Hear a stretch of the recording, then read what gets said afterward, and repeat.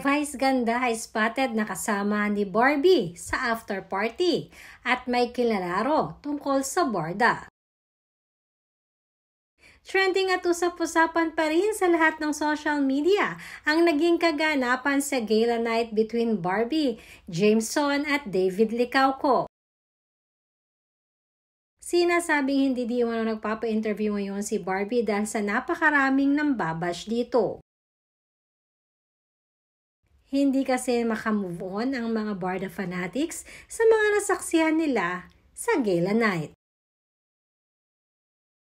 At today nga ay nagbigay ng kanyang side at nagpa-interview si Jason Blake. Sinasabi nito at itinanggi na wala naman di umanong espesyal na namamagitan sa kanila ni Barbie Fortesa. Ayon nga kay Jameson ay nag-i-enjoy lang di umano sila sa kanilang company ng bawat isa. Dahil napakabait daw di umano ni Barbie at napaka-professional nito. Sabay binanat din ni Jameson na abangan na lang di umano ang kanilang project together with Barbie Fortesa.